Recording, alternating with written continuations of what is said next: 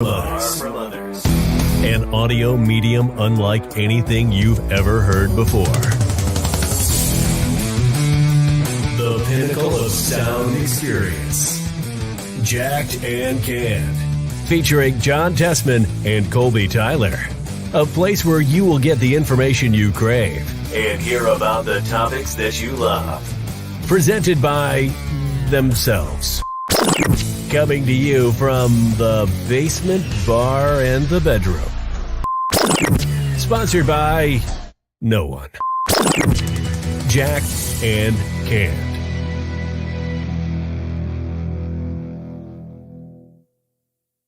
Ladies and gentlemen, welcome to the Sports Roundtable of Jacked and Canned. John, how are we doing tonight, sir? Dude, I'm doing good. Colbs, for some reason, today there is just a ton of news in the sports world. I don't know what the hell's going on. I mean, I heard some of the headlines, but one of them, Colbs, Kanye West and Antonio Brown trying to go in and buy the new home of Russell Wilson, the Denver Broncos. What the hell? That's so random. They're trying to buy the team. Why? Kanye West and Antonio Brown are trying to do what? Buy the Denver Broncos. Why would they be trying to do that? Because they dominate the world, man. I have no idea why. But I don't know if you're doing a thing or not. Like, I can't tell if you're just doing a funny thing. No, I'm not doing anything funny. Kanye West and Antonio Brown, who has significantly less money than Kanye West, are coming together to try to buy the Denver Broncos. All right, coming from the Denver Post Complex Yard Barker. Let's see here. Let's go with the Denver Post. Antonio Brown, we are extremely serious about buying the Broncos with Kanye West. Okay. Well, as most things that Antonio Brown says, and for that matter, Kanye West as well, I'm not going to put any belief into that until I see anything that looks a little more concrete. But with that said, John, that would be random. Yeah, that would be random as hell. John, would you like to start us off with the who's on top? Because I have simply 3 subjects to get into today, and this will probably be a long roundtable. Yeah, so man. Let's go ahead and hit who's on top. Take your time doing it. I'm not trying to rush you into it. I have no interest in talking about Kanye West and Antonio Brown teaming up for anything. Let them live their lives. I'm with you, dude. But we're starting off who's on top with the most important league of all time. Colbs, can you help out our new listeners? It's going to be the AHL, which I believe is the American Hockey League, if I'm not mistaken. It is minor league hockey, and John has found an affinity for it. I don't know how. The light just came on because it just noticed that I was talking about AHL. Colbs, Atlantic Division. You're going to love this one. I think you're actually going to like this week. The Providence Bruins sitting on top over there. Hey, that is our guys. So, quick shout out to them. Number 2, Springfield Thunderbirds. In 3rd over there, the Hartford Wolfpack. In Colbs, yes. Oh my God, the Bridgeport Islanders. The Bridgeport Islanders are no longer in last place in the Atlantic Division. Okay. I mean, that is a win for you, John. Good job. Colbs North Division, Utica Comets. We got Central Division, the Chicago Wolves. Pacific Division, the Stockton Heat. So we have the Wolves and the Wolf Pack both in the same conference, huh? Oh, man. Oh, not in the different division, but in the AHL. Yes. Like we kind of talked about, they have some random names. Like I still love the San Diego Gulls. Like goal. Like I don't know. It's cool to me. I like it. Exactly. I'm here for it. Ontario Reign.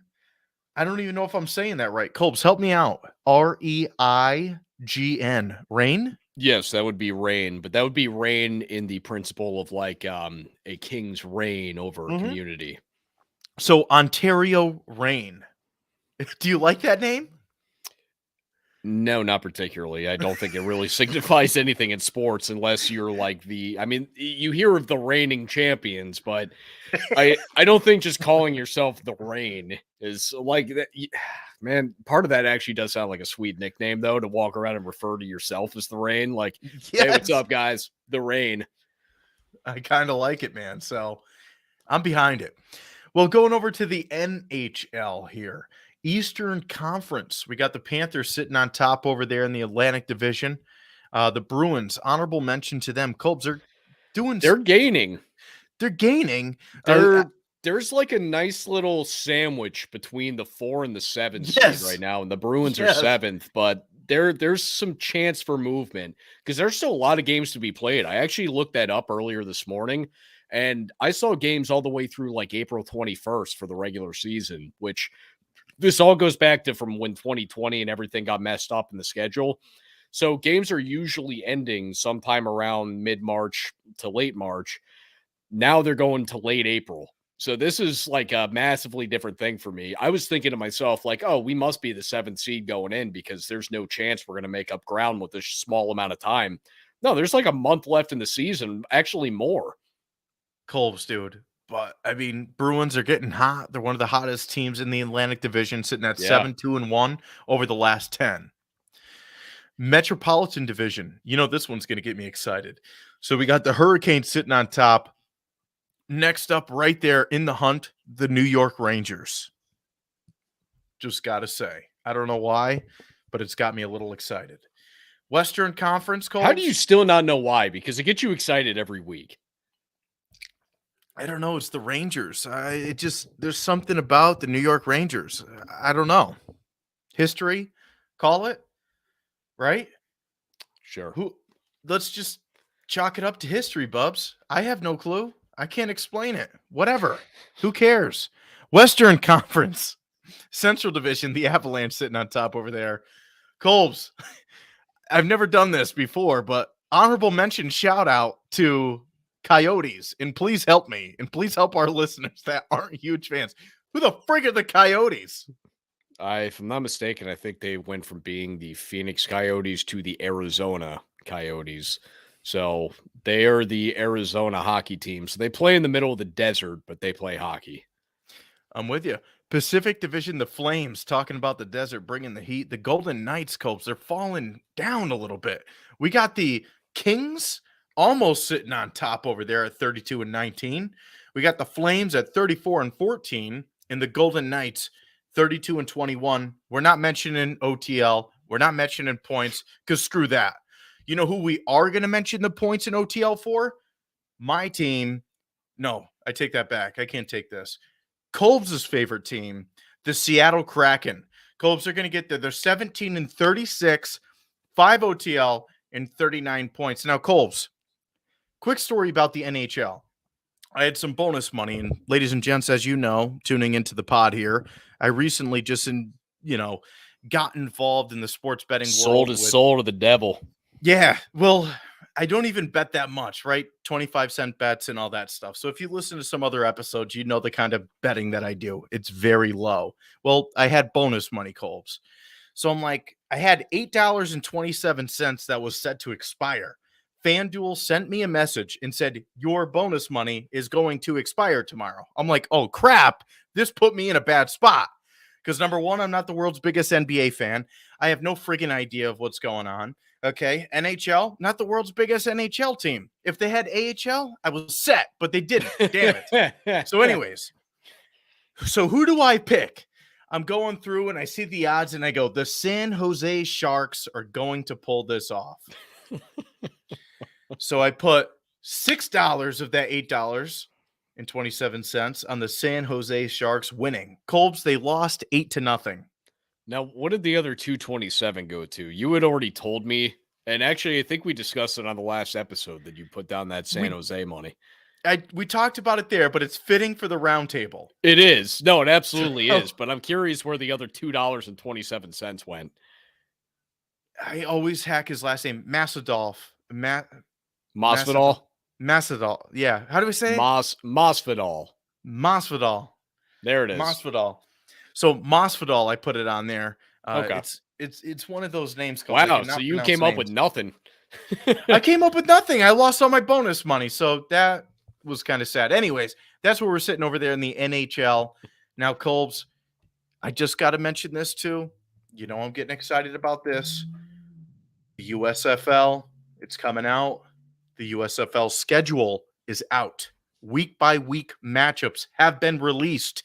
Colbs, Week 1, April 16th and April 17th. We got the New Jersey Generals in the Birmingham Stallions. I like Are you that. are you going to give us every goddamn game from this? I'm not. Yes, I am. It's going to be on Fox, NBC, and Peacock. The Houston Gamblers and Michigan Panthers, Philadelphia Stars, New Orleans Breakers, the Tampa Bay Bandits, and the Pittsburgh Maulers. Colbs, I am so freaking pumped. This is going to be on national TV, FS1, USA Network, Fox, NBC, and Peacock. Please tell me you're going to watch. What's the date? April 16th Busy. and 17th. What did you say? Busy. Oh, what the frig? You said that too quick before I could even say the dates. Well, all right. Well, there goes that. Okay, so that's going to be cool for me. I'm really looking forward to it. So, ladies and gents, we're going to get more standings of who's on top of the USFL. So stay tuned with that. Now, let's go ahead here. Let's kick it over to NBA. NBA standings, Colbs. We got the Eastern Conference. We got the Heat sitting on top over there.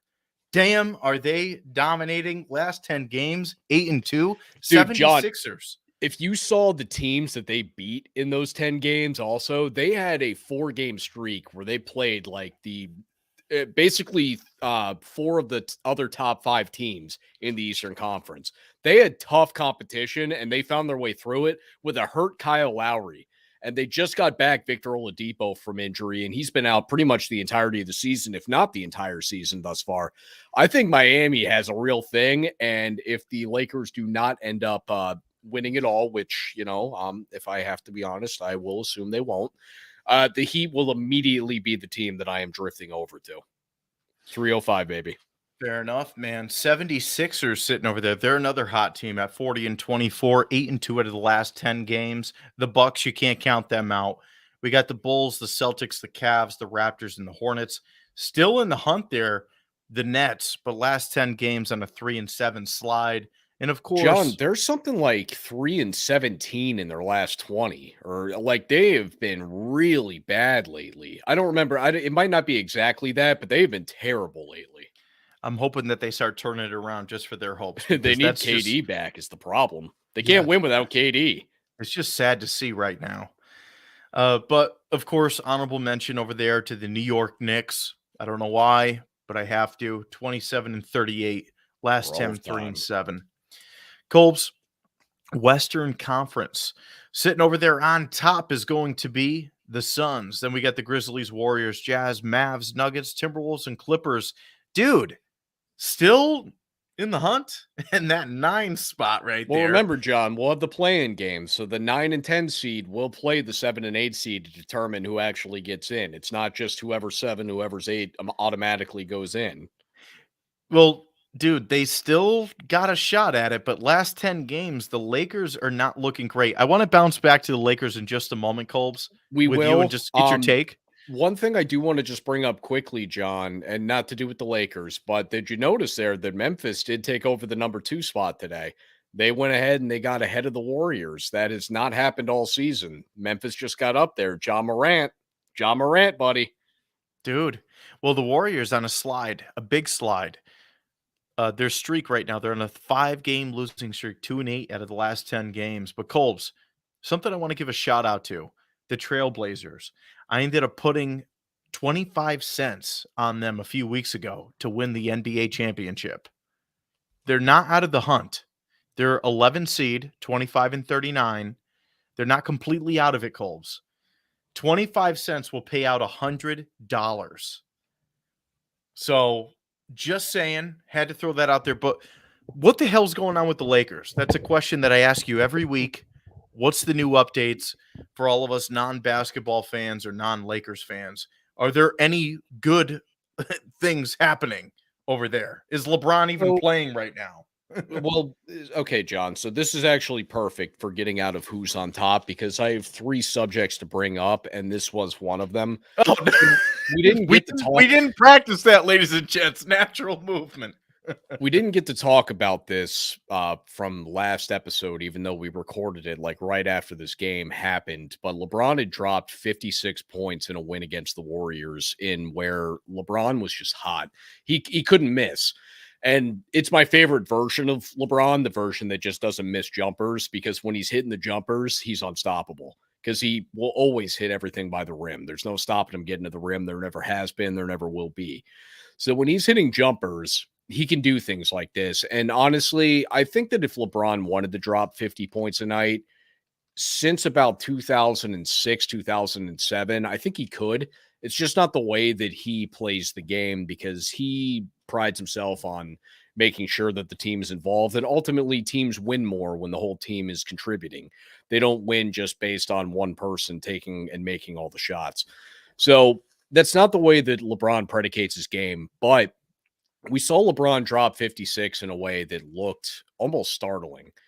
And a lot of people are saying, well, he's just going for the scoring title. And when I look at this, what I see is, as I mentioned with you, John, I think that LeBron's trying to make his way out of LA. And this is his statement of, look, everybody, I can still do this whenever I feel like it. I know that this whole season has been somewhat of just a train wreck and everybody's laughing at us. Our own fans are booing us. Granted, I will never be one of those people. You will never see me booing LeBron James. It just will not happen. But there have been games where LeBron's been getting booed walking off the court in LA because the fans are so pissed off that they're just losing all the time. And honestly, I mean, if you want to blame LeBron for the construction of the team, fine, but you can't blame it on his play. He's been phenomenal out there. And dropping 56 in a win against Golden State, I mean, yeah, Golden State's been on a slide, but Golden State's still one of the best teams in the league this season and pretty much over the course of the last decade. So I don't really want to put too much interest into that it was an unimpressive win. Yeah, Draymond Green wasn't there. Oh no, it was still the rest of that team. So LeBron did that, and then he took off the night against the Spurs last night, and they lost to the Spurs, who are one of the worst teams in the league. So I would say, John, coming out of this, some of the things that I really noticed is that I think that this is LeBron just really solidifying that he's on his way out and he's trying to figure out where it is that he's going next. And he's just proving to every other NBA team, look, you do still want me. This season's not indicative of what you would be getting from me come beginning of next season. So I think that that's a lot of what LeBron's big game was. I do think that the Lakers will make it to one of the play-in games. I mean, maybe they win a play-in game and they get to go face Phoenix or Golden State in the first round or Memphis even. They're not going to win that first round series, even if they win the play-in game just to simply get there. It's not going to happen. It's not feasible. It's not possible. So what I'm really looking forward to is what's going to happen after this particular season ends, where LeBron goes, what ends up happening. The only way that he stays in LA is if they are able to somehow flip almost this entire roster. Like they don't have the money to give to Malik Monk. So Malik Monk's going to be gone. You got Russell Westbrook, who's not going to turn down his player option for $47 million next year. So unless you can find a team that wants to pay him $47 million to be on their roster, and even if you just get nothing for it, except that you don't have to pay that money and you can go sign free agents, there's nothing that's going to keep Russell Westbrook from being a part of this team next year. I honestly think that this is the opportune time for LeBron to make his move to wherever he feels like going. And I don't know where that's going to be. Back to the Cavs or Miami. Honestly, that would be either team. Oh God, I would love if he went back to Miami. I mean, I'd love if he went back to Cleveland too. I mean, I could make fun out of either, and by fun I mean like make actual fun, not make fun of them. I think it would be phenomenal. And if he went to Miami, dude, I would be in heaven. I still got my LeBron Heat jersey hanging around. I would love to wear that thing again. Break it out of retirement one last time. My God. I've never fully retired it. Like there's people that put those things in a glass case. I got that thing still sitting folded up, just waiting for the day. Like that would be so good. I would love for him to go back to Miami. But I do think that he is on his way out of Los Angeles. And I think that what he did the other night was just proving to the rest of the NBA, hey, I can still do this whenever I feel like it. So if you guys, have any lack of faith in me, here, watch this. That's really what I think we saw there. But as far as what the Lakers are going to be, they're just not that good this year. Anthony Davis may or may not even come back this year. Russell Westbrook is just a total dumpster fire as far as what's good for the LA Lakers on the court. I'm not going to sit here and tell you that he's a bad player. I'm not going to sit here and tell you that he doesn't try his hardest, because he damn sure does. He gives you more effort than almost anybody in the history of the NBA on a night in, night out basis. I just don't think that Russell Westbrook is cohesive with this team. And granted, I think that his game just also hasn't aged in a way that is beneficial for him really on any NBA roster that's going to go anywhere. I think that his prime days are over, and we're just going to see a continuous decline. He will not get another contract like the one he currently has. But again, that's why he's going to make sure that he accepts the player option for this. There will not be a scenario in which Russell Westbrook is not making $47 million next year. Colbs, this leads me into this next segment here. You kept saying Russell so many times. So we're going to leave that for the last thing we're going to talk about, John. Believe me, we are going to talk about it. I just wanted to make a little state, and I thought about transitioning early on this one. You had brought up the Houston Gamblers in the USFL, and it prompted me to bring up gambling. Colbs is a USFL fan. Colbs is a USFL fan. I mean, I've heard you say the team name like 14 times, John. So we now know that Calvin Ridley has been suspended for the entirety of the season That for is right. Oh my freaking God, over sports betting. And this dude, poor guy, hopefully he wasn't doing 25-cent or 50-cent bets like me. No. So here's the funny thing, John. He bet $1,500 and he did it on an 8-team parlay. So there was no way in hell that he could have influenced any of these games. But this is the NFL making an example out of the first guy that did it, because ultimately we knew that sports gambling within even the players themselves, it was inevitable. This was going to happen. And what NFL is... They're human, Colbs. Well, exactly, They're a fan John. of the sport too. You could play the sport, but you're also a fan of the sport, especially if you're on the injured reserve list. If you're done for the season... Well, it was different for him because he wasn't hurt. He was taking a mental leave. So either way, you're out of it. You're not there. Yes, he was not playing in any of the games, but he wanted to bet on his team, and also 7 others, evidently. But what the NFL did here is that they set the precedent. If anybody messes with this, we're going to come down as hard as possible, because we will not be allowing this, considering that we are now in bed with the sports gambling industry. Now, John, what this tells me is that one of 2 things is going to happen. Either over the course of the next 3 years, we will see a slew of these things that have lesser penalties than 1-year punishments, or this will go relatively quiet for the next 15 to 20 years. And then we will notice that there is a massive moral conundrum on the NFL's hands, because it will have just been kind of slid under the rug after this one incident. And I don't know which way it's going to go, but I don't think that there's a world in which the players don't have some sort of impact on this. And not because they're trying to actually skew events. I just think that, like you said, John, players are fans and they want to bet on this shit as much as anybody else does. They want to put down their money the same way we do, except that they don't do 25 cents or $10. They do 100 and 1,000. Fair enough. I can't imagine that much money. Dude, you know what?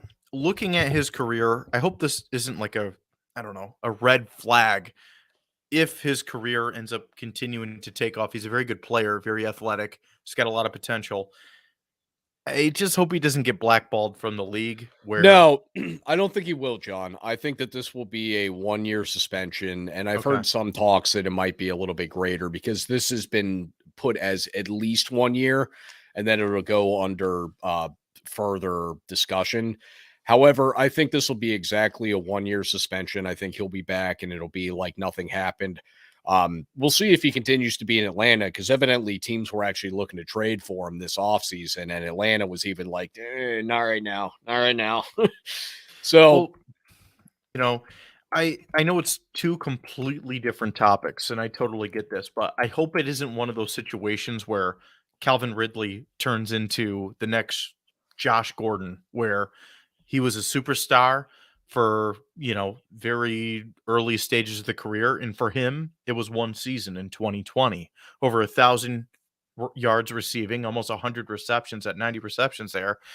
I hope it doesn't turn out where he just gets put in that little bubble, though. And I get you, and I hope that it is just 1 year. I know he's very young, but I hope this doesn't follow him where, like you said, The the only NFL way says at least 1 year.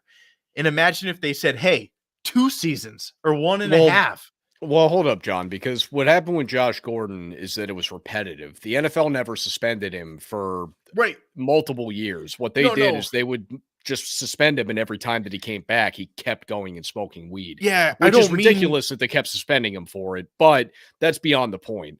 Point of yeah, it being is that Josh Gordon kept repetitively repeating the same actions, yeah. whereas right now, Calvin Ridley has an opportunity to sit out this year, come back and do everything the way that he used to prior to that this last one season. Oh, and I totally get that, and I totally understand that it's completely separate. But I'm looking at it from a pure talent standpoint of Yeah, I we don't want to hope see it get wasted. He's that it great. doesn't get wasted where something just crazy where the NFL says, "Hey, you know what? 2 years is that's what you're going to get." And teams are like, "You know what?" And if this guy's you never know what happens in 2 years, mental health wise, physically, you never know. I just don't want to see that situation where such a gifted, awesome, freaking badass player ends No, up kind of disappearing. I'm with you, John, because nobody wants to see somebody with that much talent fall to the wayside because Yeah, of a personal issue. And honestly, this is it shouldn't even be considered an issue at this point. This right. should be considered a dumb decision. Yes, But this Colts, isn't yes. something where we can go out here and say, "Oh, he's a gambling addict." Like he spent $1,500 while on vacation in Florida on an 18 parlay, which is a dumb bet to begin with. Like nobody should ever bet. That should be illegal in of itself. They should limit that shit because nobody should be betting that much. I'm with you. I'm with you. It's tough. It's one of those areas, man. And I, I I was sad when I heard the news. That's all I could really say about that. And I'm rooting for him. And not to mention, Colbs, I was planning on picking him up in my fantasy league too. So I had a little bit of a I was bias there waiting as for that well. to eventually You know what come I up mean? for you. I did win this year. I'm just saying. And ladies and gentlemen, I want to take this moment here and just say this. Let me move the mic closer so everybody can hear me. Colbs is now a fantasy football fan, and we are doing our first ever Since Jacked and when? Canned Fantasy Football League. Also, since We when? see you listeners. You can't hear Colbs because I'm over talking him because I'm talking really close to the mic. We So didn't talk about this at all. we're doing our first ever Jacked and Canned Fantasy Football League. We're gonna have some really cool giveaway items for the winner.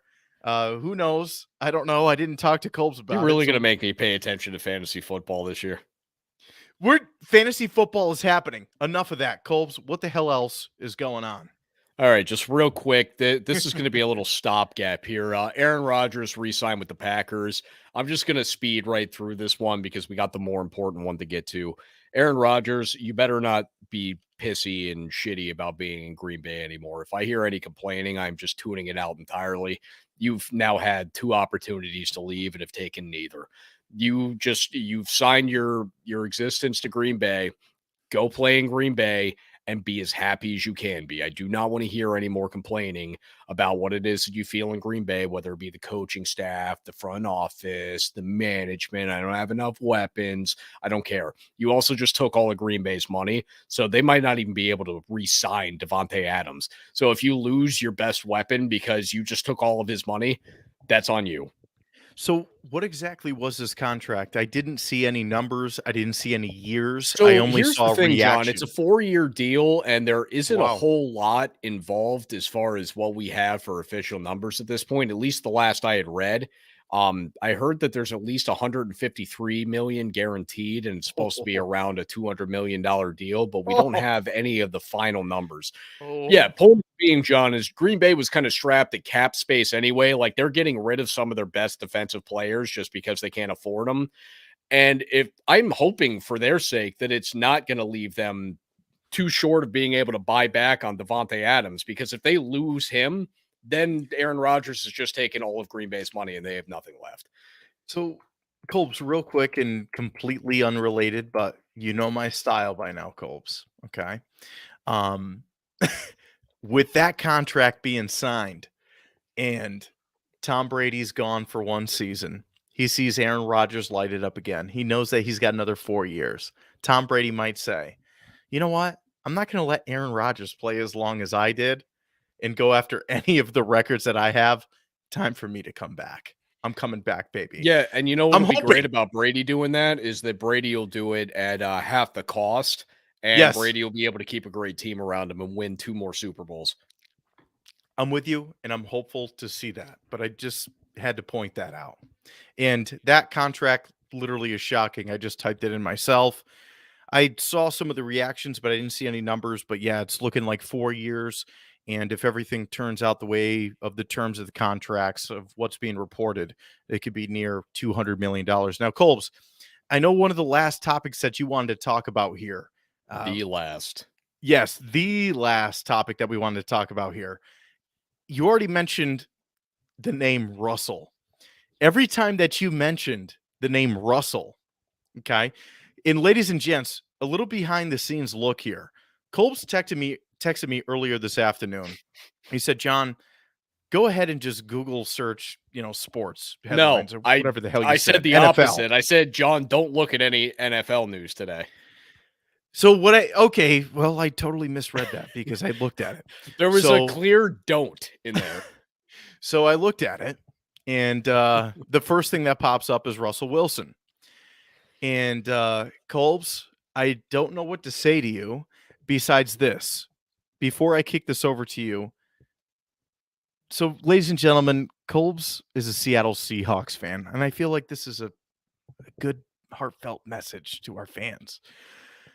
He's a Seahawks fan, and he's not one any longer. Wayne Colbs, he is a Seattle Kraken fan, hardcore, diehard Seattle Kraken fan all day, all night. It doesn't matter.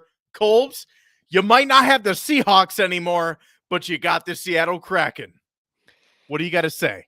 So, John, as was the case when the Seahawks were terrible in the late 2000s, I did not bail then. I will not be bailing now. I am still a Seahawk fan. Also, I've never been a Seattle Kraken fan. I have been a Boston Bruins fan. You know this. For some reason, every week you try to make me a Seattle Kraken fan, and it continues to not be the case. I will not be a Seattle Kraken fan. Granted, not that I won't ever root for them, just they're not my team. I'm a Bruins fan. And I am forever a Seahawk fan.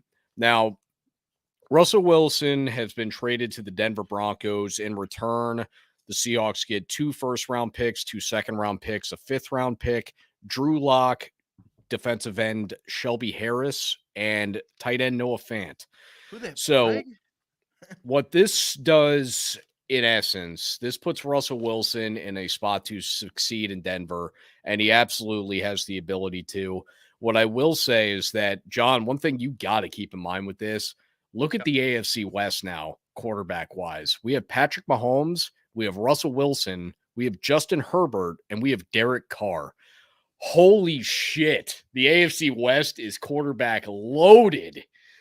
I mean, that division's going to be fun as hell. There's going to be so many games this year that are going to be worth watching and should be on national television, all of them. Just give me the AFC West on repeat. But in all seriousness, Russell Wilson goes to a better offensive line. He's got maybe not the same weapons he had in Seattle, but Denver does have good young wide receivers. Maybe not as good as DK Metcalf and Tyler Lockett, but he absolutely has good receivers there. And Denver has they have a defense. I'm not going to sit here and tell you it's a phenomenal defense, but Seattle they've got very good linebackers and they've got very good safeties, but their corners are unrecognizable. I don't know who they are. As a fan of the team, I still don't know who they are. And the defensive line is okay. We had some minor success from the defensive line standpoint this year, but nothing to go, oh my God, yeah, look at them. And I'm going to be honest with you. We had turned down Washington giving us a similar deal either a day or two ago. And I kind of want to know what players would have been involved in that, because I think that Seattle might have been able to get a better haul out of Washington. I think, for one, I know that Brandon Sheriff, who's one of the guards in Washington on the offensive line, he's really looking to get out of Washington, and I think that Seattle could have used him. That would have been the first great offensive lineman we've had since like Max Unger. So I could have really used that. And also Washington's got a lot of really good young talent, particularly on the defensive side. Now, getting Drew Lock, that does nothing for me. I personally, I don't even know why we went there. I wish we would have convinced So them to just hand us one of their corners. who's the starter next season, Gino or Drew? So here's the other thing, John. I've heard this, and not today. I heard this prior to today. The Seahawks, evidently, if Russell Wilson was going to be gone, are actually going to be pursuing Mitchell Trubisky. That's So, interesting. yeah, it is. And I don't know if we're still doing so, being that we got Drew Lock. Drew Lock is perfect to have as your starting quarterback if you want to go 4-13 and have a good pick next year. So we'll see what that does for us, because I believe we have our own first round pick next year, and then we'll also have Denver's. So we have a potential of having 2 first round picks next year, which that, or well, over the next couple of, or next off season. So I'm pretty happy about that. And we also get the number 9 pick this year. And this will be the one time that I tell the Seahawks this, where I say, as much as I want you guys to get offensive linemen, don't pick a quarterback, don't pick a running back, but I will leave you guys, and don't pick a receiver. God, don't pick a receiver. We're fine. But outside of that, any position that they want to go for, I'm okay with it for the first round pick at number 9, because if there's a great talent on the board, let's go get them. I don't, as much as I want it to be an offensive lineman, and I really do, I would be okay with them if they get a defensive end that's going to be somebody that's going to be able to get to the quarterback on a regular basis, and you're not going to have to worry about having somebody that can get there on a regular basis ever again, or at least for the next 5 years. If we can get a guy at linebacker, Bobby Wagner's getting old. Like we're getting to a point where we're going to need to start replacing those guys. At safety, I don't think they're going to get a safety because we have 2 good ones. At corner, we desperately need a corner. If there's a great corner sitting there at number 9, take him. Like, I'm okay with it. Just do not blow the pick on something we don't need, and do not waste it on one of these quarterbacks, because none of them are good enough to really elevate your team. As far as what I believe in, and granted, I think Zach would be a better person from breaking down the tape to talk to about that particular subject, because he watches the college kids more than I do and he evaluates them. I'm not as good at that as he is. But I don't want to see them pick a quarterback this year. I don't want to see them draft another running back, because we kind of got to rely on the guys we got. By getting rid of Russell Wilson's contract now, we can re-sign Rashawn Penny. We can re-sign Quandre Diggs at safety. We'll have the money to do those things. So we can bring back some of the talent that we currently have, and now we have draft picks to go get more talent. So I do have hope in this. This isn't all hope is lost, but this is incredibly sad, being that Russell Wilson has been the best quarterback in Seattle franchise history. I mean, this guy not only won us our only Super Bowl, he's had 1 losing season his whole time in Seattle. It was just this last season, and they still damn near pulled out to even though they started out terribly. They still almost pulled it back to even. Yeah. Seattle, they turned it on the last 2 games, where they scored something like almost 90 points over the last 2 games out of nowhere. Just boom, there's offense out of nowhere. I'm sad as hell that Russell Wilson is gone. I will be rooting for him in Denver. He's obviously not taking my full fanship. I'm a Seahawk fan, but I will be rooting for the Broncos over the course of the next few seasons while Russell Wilson's doing his thing over there, because he is forever somebody that I am indebted to as a Seahawk fan. But this is incredibly sad. And what I look at when I'm looking at this trade is ultimately, what does this do for me? And right now, I have a bunch of picks that I'm happy about, and we got some players. Noah Fant, by the way, is a very good tight end. That is useful, but we will eventually need a guy to throw that guy the ball.